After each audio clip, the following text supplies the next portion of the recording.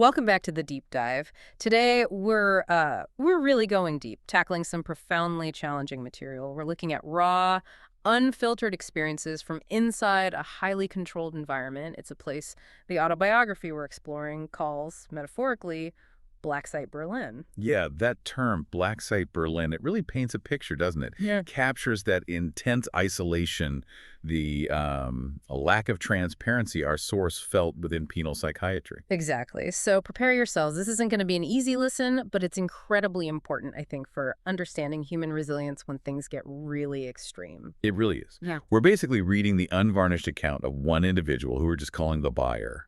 And this isn't some clinical report, right? It's not abstract. It's a lived reality written under, well, truly extraordinary circumstances. Gives us a rare firsthand look inside an institution designed for severe psychiatric confinement. An unparalleled look, really. So our mission today is to really try and grasp the daily challenges, the immense psychological pressures, the complex dynamics that unfold when people are confined like this. We'll be pulling out the most impactful bits straight from the buyer's own words. Focusing on what actually happened inside the institution. Yeah, to give you, the listener, a clear, unvarnished picture of this environment and, well, the human spirit trying to navigate it all.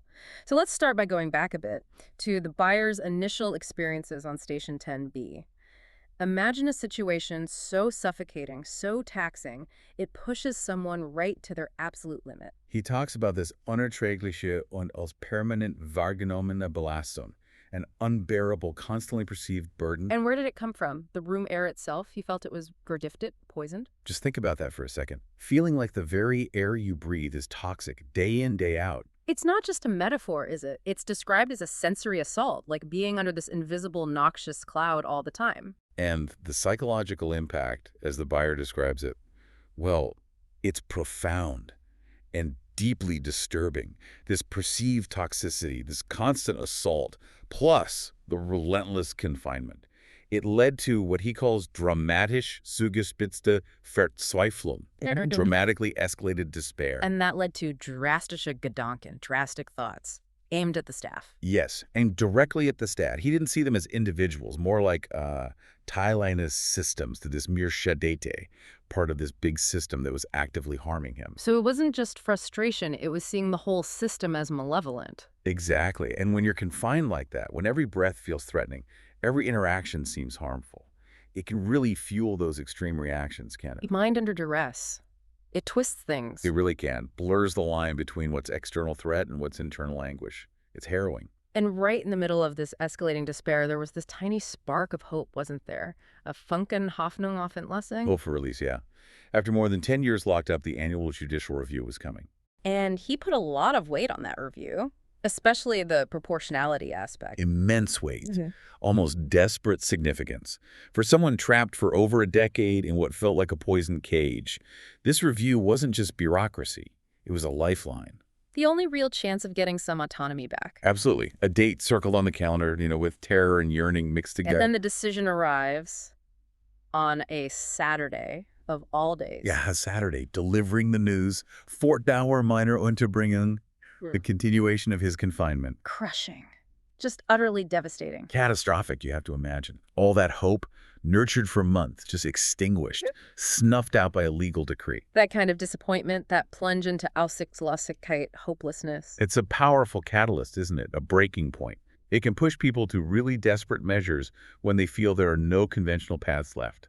Nothing left to lose. So with that hope crushed after a decade, he describes this terrifying initial thought, getting a knife. A Scharfmesser, yeah, a sharp knife from the common area, Mm-hmm. driven by this raw surge of revenge fantasies. A really dark, dangerous urge, born from that confinement and the recent blow. It really speaks to the extreme pressures, doesn't it?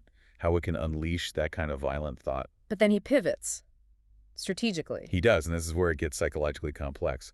He develops an alternative plan that crucially came before any violent escalation. So instead of acting on that raw impulse, He makes a calculated move, a cold-blooded move almost. yeah, He deliberately shares his drastische Plan, these violent thoughts. with a specific co-patient. Yes, with a Mitpatient, der dafür bekannt war, Informationen das Personal weiterzugeben, Oh. a co-patient known to be an informant. Wow, so it wasn't about actually doing it, but making the system think he would. Precisely.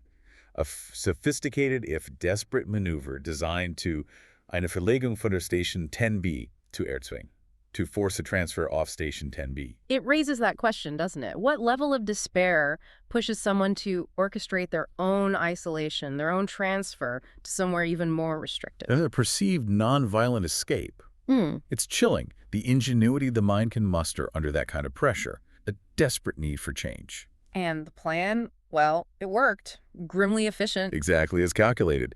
The co-patient reported the supposed plan for Monday midday. And the institutional response? Immediate and severe. Predictably so. Police were called. The buyer was taken, not gently, but in Hand- und Fußfesseln, handcuffs and leg irons. Straight to Daueranschluss. Permanent confinement. Basically an isolation cell. Though they used a different name, yes. And the transfer itself, the journey there, was physically brutal. Adding trauma on top of trauma. He describes a staff member applying additional foot cuffs. So eng waren, dass ich Treppen nur springend bewältigen konnte. So tight he could only jump downstairs. Leading to injuries. Verletzungen an meinen Knöcheln. Injuries to his ankles. Right away. It's a stark illustration of the physical harshness, the lack of consideration in those transfers. The process itself becomes a punishment. Inflicting pain on someone already in deep despair, it paints a really distressing picture of that environment. So now he's in this isolation cell in the Altbau, the old building, and the conditions. He describes it as eiskalt, ice cold, bone chilling. Heating off, window open. Heating deliberately off, yes. And the window open, which is unusual for isolation, left ajar to maximize the chill. And he's in thin clothes? Dünn Kleidung, yes. He froze immediately upon entering. It's hard to fathom, being that vulnerable, shivering, in a place meant to contain you, where warmth is deliberately withheld. The staff tried to explain it away. Not isolation, but Einschlussraum. A confinement room, yeah. The supposed difference being no observation window. But functionally identical, really. It still had the doubly secured door with a hatch. Oh, yes. Doppelt gesicherte Tür mit einer Luke essen und trinken. And the deprivations were severe, a calculated strategy to break someone. A defective TV. Which he suspected was just switched off remotely. Sporadic water, light, heating, never enough to get warm. And the broken window couldn't be closed. Compounding the misery. Yeah. Creating an unerträgliche Kälte, Besondersknots, unbearable cold, especially night. It wasn't just discomfort, it was a psychological weapon. Designed to break the spirit. Absolutely. Stripping away basic control, warmth, light, clean air. It's a profound form of psychological subjugation. Deliberate dehumanization. So after weeks of this, freezing, deprived, a negotiation happens. Or more like a forced choice. Pretty much. The psychologist had already threatened alongside the Solierum long-term isolation. So he's facing the prospect of spending the whole winter freezing. And also potentially einem langwierigen Verfahren zur Zwangsmedication ausgesetzt zu sein, being subjected to lengthy forced medication procedures. So he makes a strategic choice. A difficult one. He agreed to freiwillige Oraleinnahme eines Medikaments, voluntary oral intake of medication. But he specifically refused a Depot-Spritz. A depot injection. Trying to retain some tiny bit of control. Exactly. Trading one form of control for another, trying to keep a sliver of agency. A desperate but calculated concession. How long was he in that cell? 3 agonizing weeks. October 21st to November 10th, 2023. Before the transfer he wanted to Station 10C was granted. Yes, but what's really telling is his retrospective feeling about it.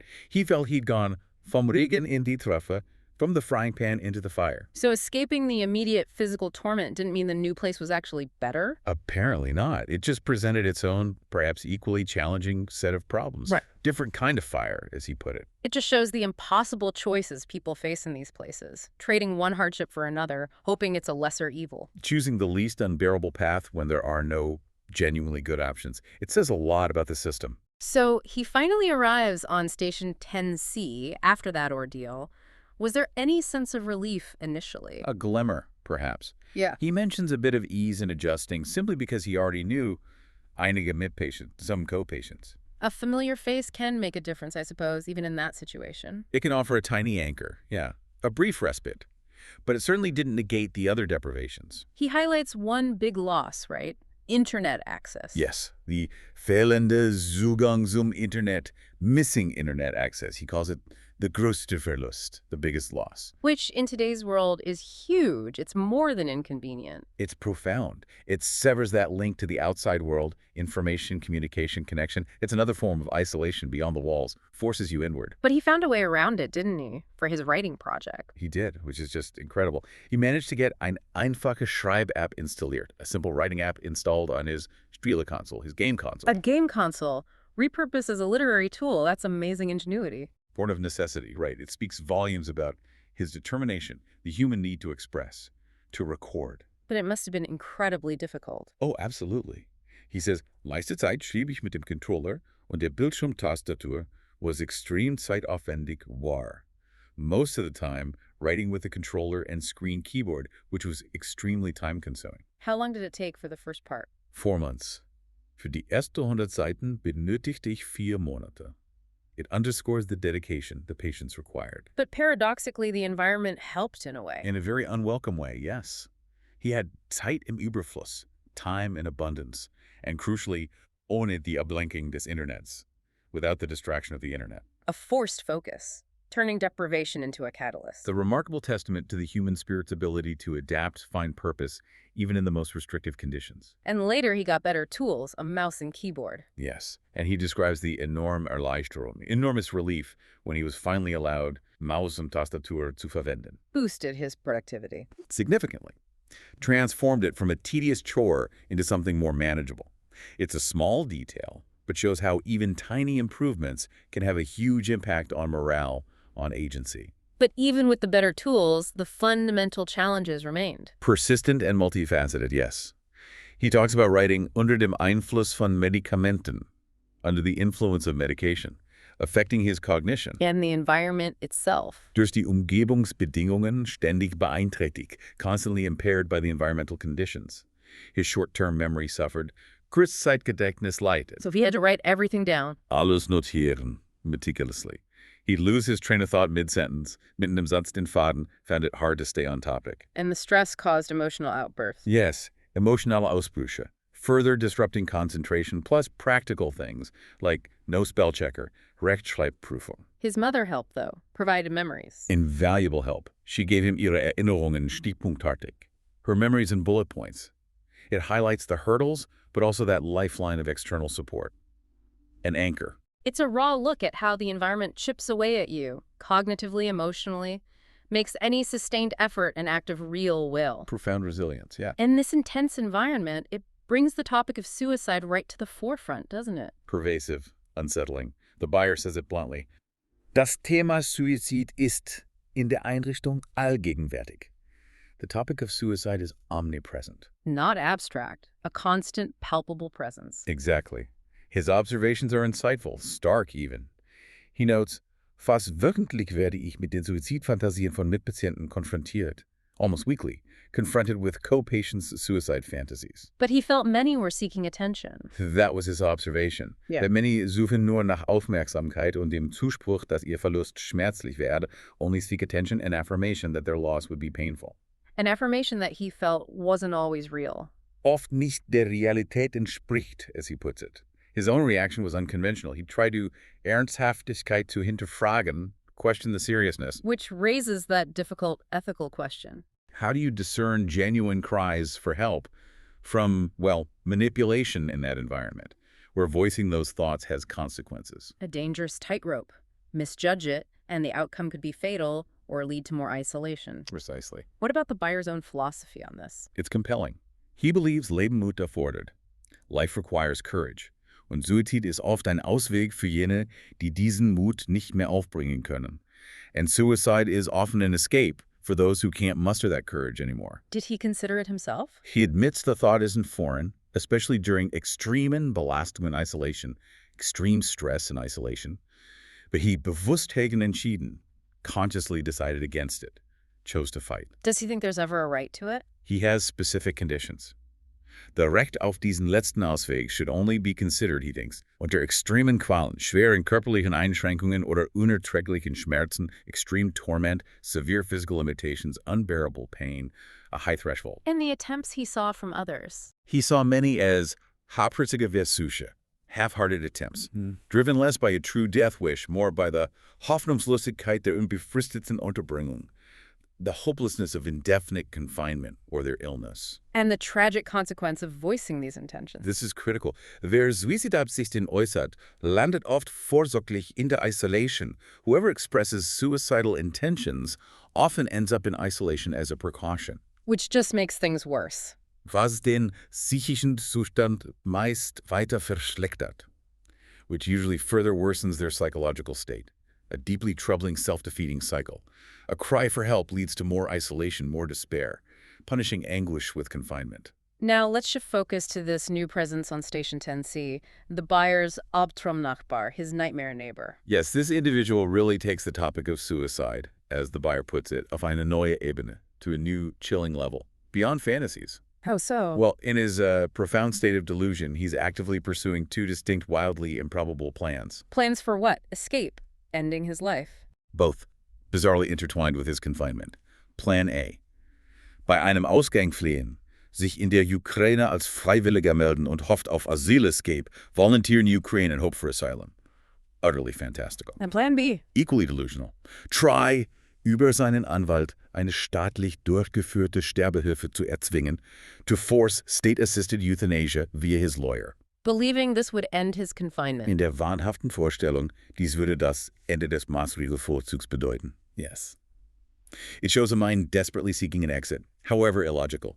The sheer audacity, the desperation, even based on totally flawed assumptions. And his lawyer is involved in this. That's another deeply troubling layer.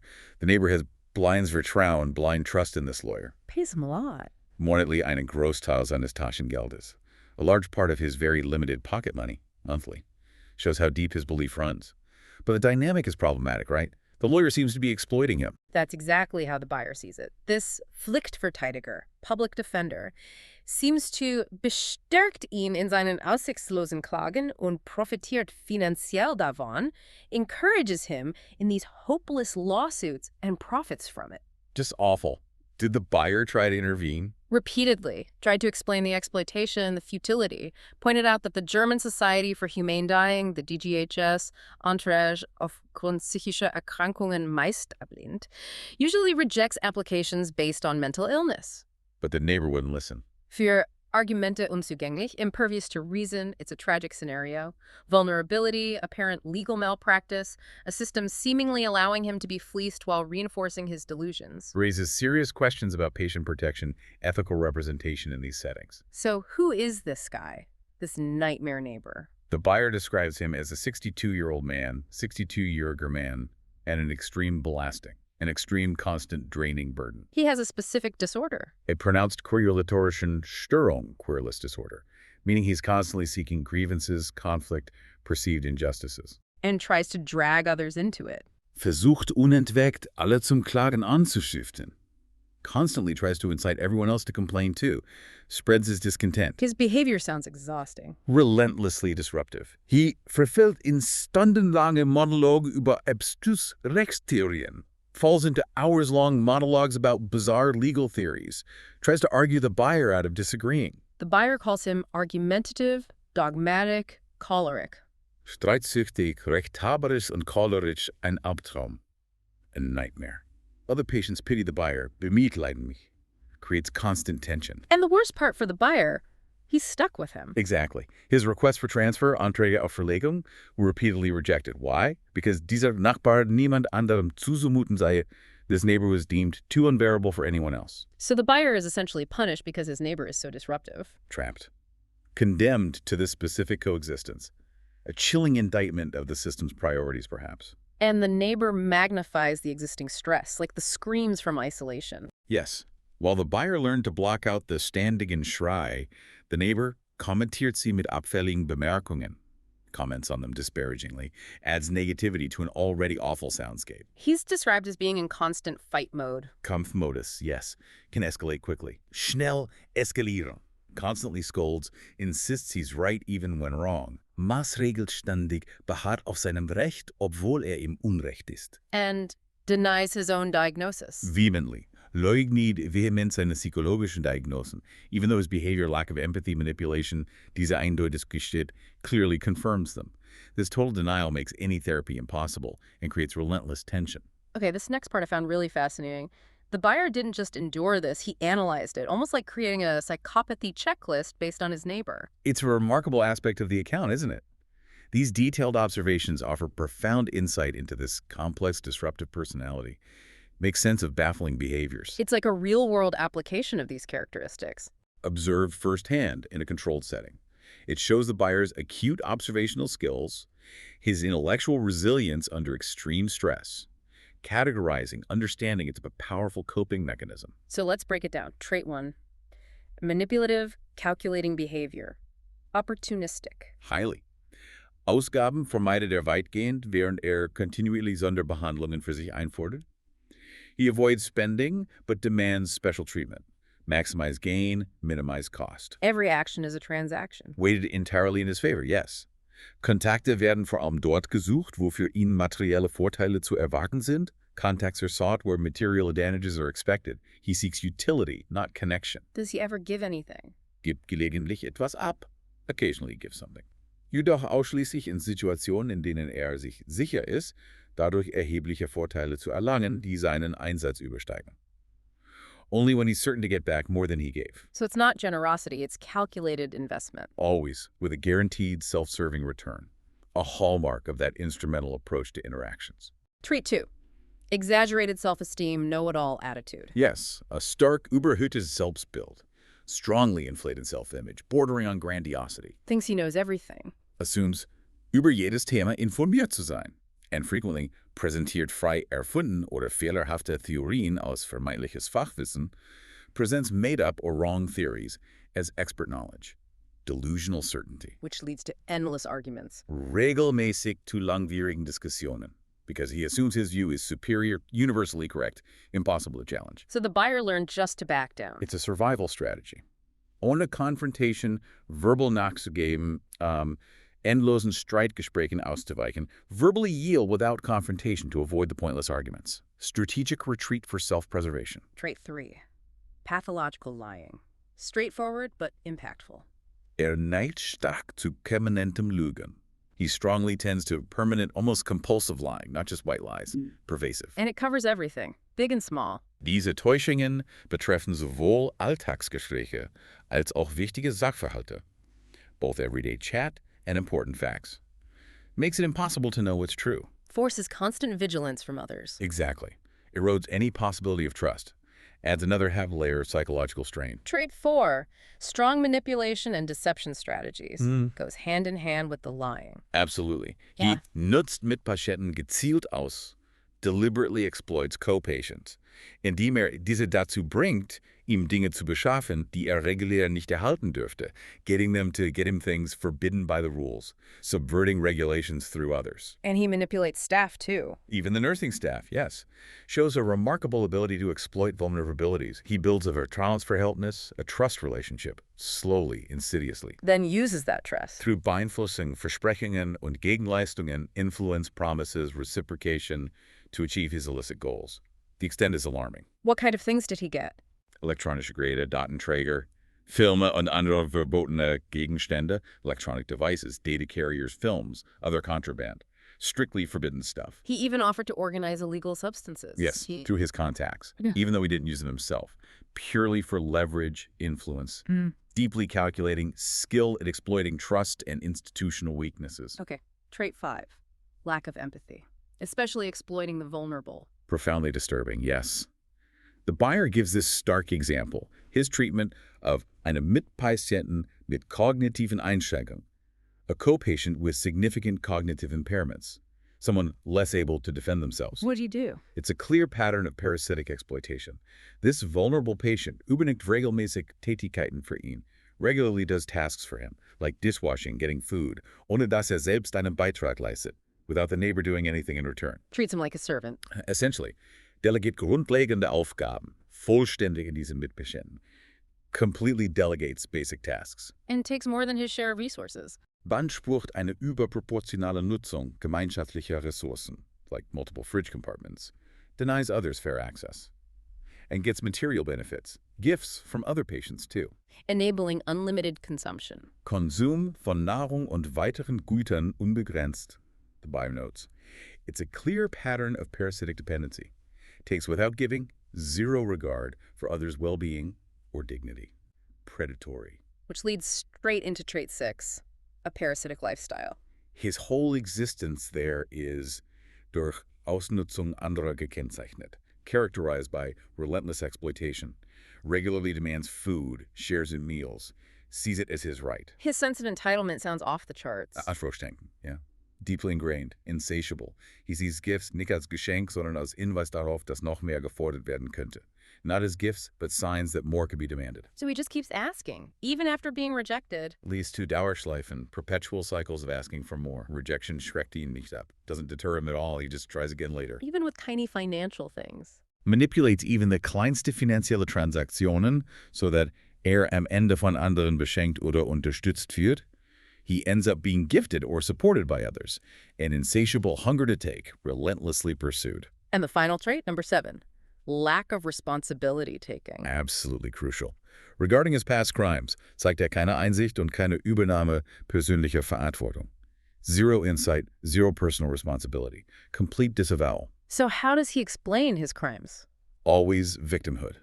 Beschreibt sich als Opfer fehlerhafter Gerichtsentscheidungen oder als Opfer seiner Gegenseite, victim of bad court decisions, or victim of his opponent, the person he actually harmed. Shifts all blame onto others. Completely. Shorten Verantwortung auf andere. This total externalization of blame, inability to acknowledge culpability is key, a profound barrier to any rehabilitation.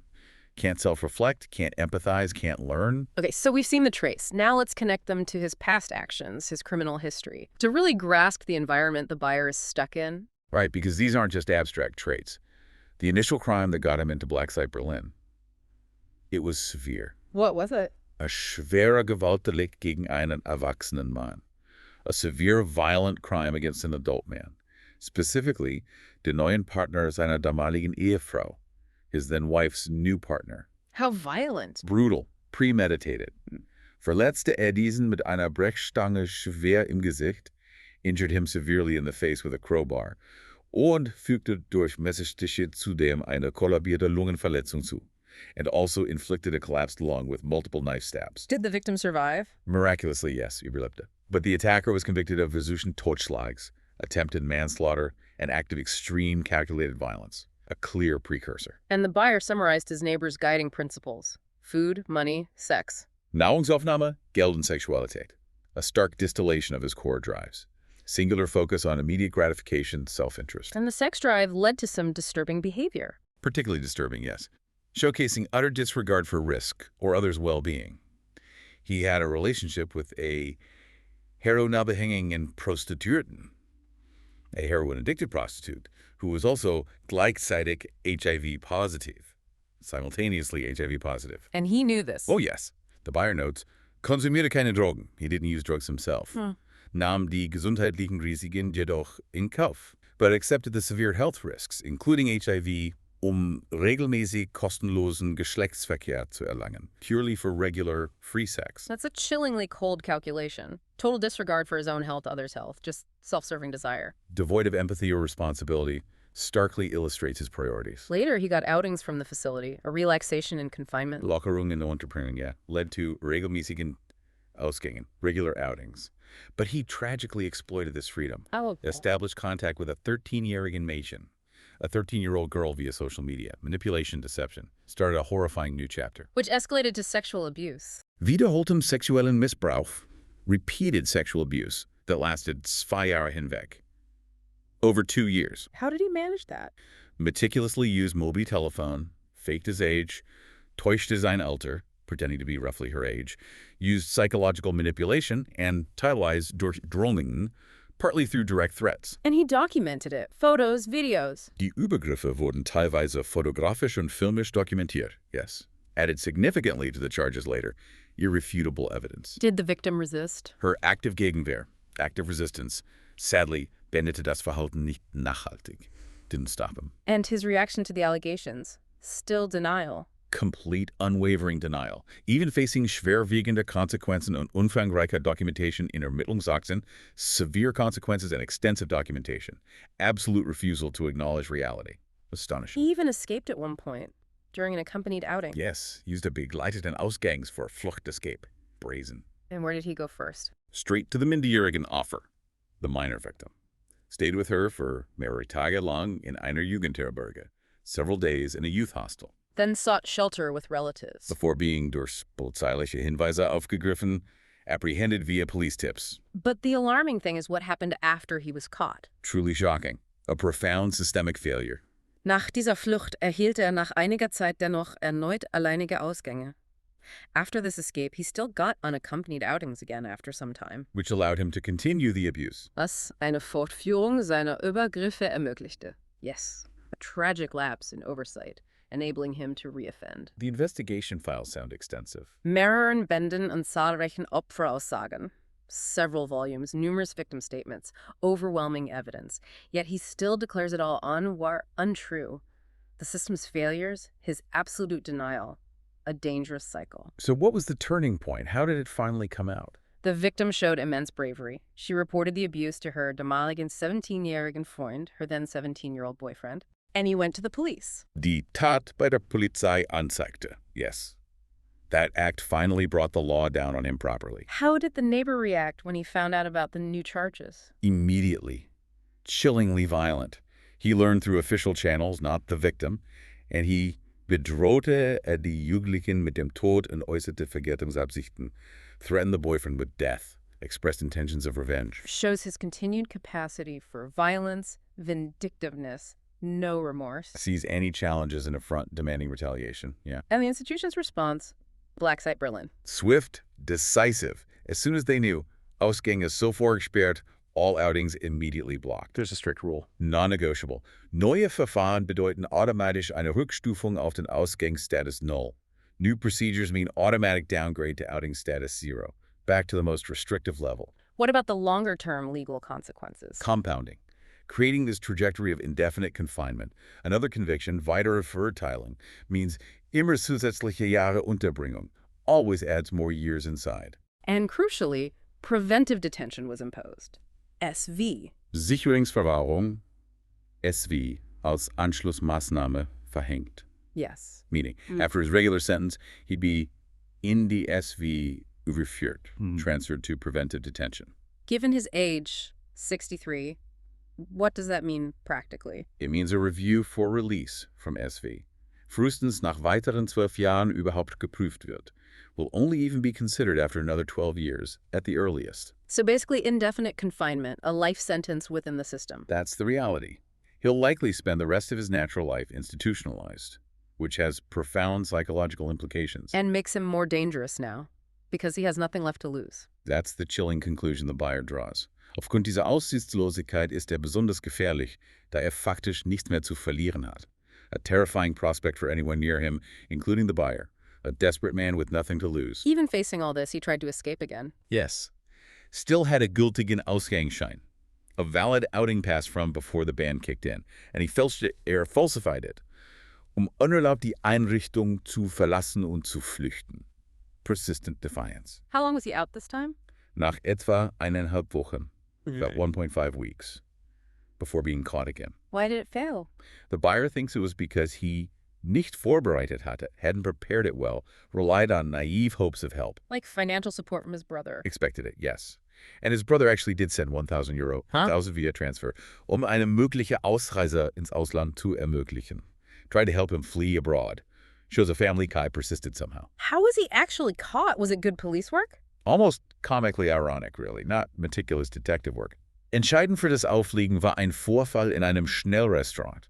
Decisive was an incident in a fast food restaurant. What happened? A dispute between two completely unrelated guests. Police were called.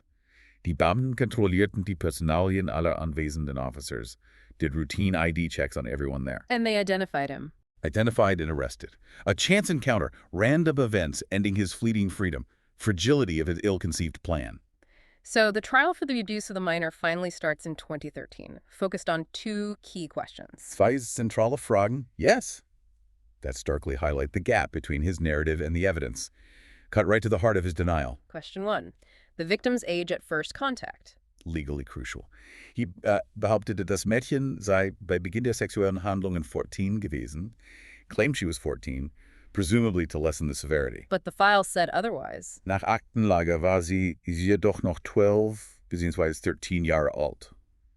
Files showed she was 12 or 13, and even if he had been 14. The law still required parental consent. Explicit consent, yes. Yeah. Hätte seine Beziehung zu ihr weiterhin das ausdrückliche Einverständnis der Eltern erfordert. Only waived at 18. Exposes his attempt to minimize and manipulate. Question 2. Voluntariness. Consent. The cornerstone. He, of course, stellte die Situation als einvernehmliche Beziehung dar, presented it as consensual, rewriting reality again. But the victim's account. Stark contrast.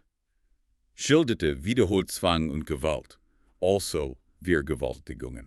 Repeatedly described coercion and violence, specifically calling them rapes. But regardless of these arguments, the outcome was clear. Unequivocal, damning, wegen des Missbrauchs verurteilt, definitively convicted of the abuse. The evidence, the testimony, the law prevailed over his delusions. And his status now, still in Black Site Berlin. Absolutely. Bis heute befindet sich in der Black Site, the buyer says. Ohne Ausgänge, no outings or privileges, und mit der anschließenden S4 vor sich, and with preventive detention confirmed and looming. A grim finality. A stark example of repeated offenses, profound inability to take responsibility, demonstrated danger, Right. leading to a de facto life sentence in the system. No apparent return. Intersection of personality disorder and the legal system's ultimate response. So let's bring this back to the buyer's daily reality. How do you live day in, day out with someone like that? So challenging, devoid of empathy, steeped in delusion, especially confined together. It must be an unimaginable constant psychological strain, a pervasive exhaustion. The buyer talks about his repeated disruptive behavior. Wiederholt auffälliges und belastendes Verhalten, yes. A constant stream of irritations, provocations, frequently initiates Streitgespräche arguments, Based on his own invented theories. die auf Gedankenkonstruktionen und frei erfundenen Theorien beruhen. Based purely on his distorted thoughts, baseless theories, not about logic or facts. Verbal assaults rooted in an alternate reality, asserting dominance, not finding truth. He gives that surreal example, the argument about religion. Startling, isn't it? Yeah. Eines Nachts eröffnete plötzlich ein lautstarkes Streitgespräch über religiöse Themen. One night, suddenly starts a loud argument about religion, das ausschließlich in seiner eigenen Vorstellung bereits im Gange gewesen sein musste. An argument that must have only been happening in his own head. And then he puts words in the buyer's mouth. Legte mir Aussagen in den Mund, die nie getätigt hatte. Yes. Projects a conflict entirely created in his own mind onto an unwilling participant. It sounds like psychosis. Eerily resembles Patienten mit akut psychotischen Erlebnissen. Yeah, where conversations mix with imaginary voices. The implication for the buyer is immense pressure. The arguments aren't really with him. Makes rational engagement impossible. And it can jederzeit escalate any moment into rage or more delusion, forces constant vigilance, navigating his distorted reality, never knowing when the next manufactured conflict will erupt. And his behavior with the physical environment. The cold. Also reveals deep self-destructive delusions. His peculiar habits with cold and heating are alarming. Sits by an open window in freezing temperatures, with a fan on. Auch bei sehr niedrigen Temperaturen, beispielsweise -12 Grad Celsius, sitzt er bei geöffnetem Fenster in leichter Kleidung und schaltet zusätzlich einen Ventilator ein. Yes. Defies basic survival instincts. Why? What's his rationale? Chillingly consistent with his delusions. Die vorhandene Heizung schaltet er bewusst nicht an. He deliberately keeps the heating off, da überzeugt ist von ihr gegen Giftstoffe aus, convinced it emits toxins. Baseless. And sprays water to make it colder. Versprüht Wasser, die Kälte zu steigern. Yes. Shows how the delusion overrides survival instincts, makes rational intervention impossible. Trapped in his distorted perceptions, imposing them on the shared space. And in discussions. His defense mechanism is just to cling to his viewpoint, irrationally. Bester Verteidigungsmechanismus ist nicht das Aufgeben, sondern auf irrationale Weise am eigenen Standpunkt festzuhalten. Yes. Never concede, just clings stubbornly, rigidly. Makes dialogue futile. Utterly. Jede Aussage seinerseits wird vehement verteidigt, unabhängig davon, ob sie sachlich falsch oder widersprüchlich ist. Every statement defended, no matter how wrong or nonsensical. So discussions only end when you agree with him. Enden dann, wenn man seiner Darstellung zustimmt. Essentially, surrender to his version of reality, its psychological attrition, capitulate to find momentary peace. exhausting for everyone else. And this carries over into complaining about the cleaning staff. A regular activity, regelmäßige Beschäftigungen umfasst Beschwerden gegenüber der Reinigungskraft. Usually early morning sets a tense tone. What does he do? The buyer observes it all. He kontrolliert dann unmittelbar nach, immediately checks specific spots, like under the toilet seat, obsessively. Heinz Fold. If he deems anything amiss, even slightly, stellt die Reinigungskraft lautstark zur Rede, loudly confronts them, often verbally assaulting them. How do the staff react? Typically reagiert in der Regel nicht, generally don't react to his repeated, often unreasonable demands, which predictably in zunehmend aufbringt makes him more agitated. And there's a discriminatory aspect, too, towards staff with migrant backgrounds. A deeply troubling layer, yes. Der Umstand, dass die Mitarbeiterin Migrationshintergrund hat, ist für ihn ein zusätzlicher Faktor. The employee's background is an additional factor for him, wodurch gegenüber abwertend auftritt. He acts disparagingly, with overt prejudice. Does he try to escalate these complaints? Constantly. Versucht, die Stationsleitung einzuschalten, tries to involve ward management, or schriftlich offizielle Beschwerden zu verfassen, or write official, often baseless complaints, die ein Behörde oder sogar das Gesundheitsamt ankündigt, threatens to send them to external authorities. Creates pervasive tension. For everyone. Staff, other patients, burdens co-patients. Highlights the inescapable toxic nature of his disruptiveness, a microcosm of his battle mode approach, infecting every interaction with conflict, prejudice, grievance. So we've journeyed through these harrowing accounts from the buyer. It's a rare, unfiltered glimpse into the reality inside penal psychiatry of this black site Berlin. From desperate ploys for transfer to the constant draining, terrifying presence of that neighbor. His story is a profound testament to resilience and the immense challenges of confinement. It really is. A world where every decision, every interaction carries huge weight. The struggle for even a shred of autonomy is constant. This deep dive, it's illuminated not just the buyer's almost unimaginable experiences, but the broader implications, hasn't it? Living where autonomy is restricted, where psychological burdens are compounded by others' actions, others' delusions. We've seen hope crushed, ingenuity born from desperation, seen how one individual's denial, manipulation, criminality can create a suffocating reality for others. Underlines the profound impact of a place like Black Site Berlin on the human spirit. Forcing constant vigilance, adaptation, that enduring struggle for internal peace. So as you, the listener, reflect on the buyer's experiences, especially living daily with that neighbor, consider this. How do societies really balance the need for security, for mental health treatment, with fundamental rights, human dignity, especially with behaviors this complex, challenging, entrenched? And what are the hidden costs? Not just for the confined, but for the staff working there, for our collective understanding of justice, care, rehabilitation. It leaves us questioning, doesn't it? The layers of human resilience, the nature of denial against overwhelming evidence. And the profound ethical dilemmas inherent in institutionalization meant to hold people, potentially for a lifetime. It's been a fascinating, if deeply unsettling, exploration. A reality few experience, but one demanding our attention, our understanding.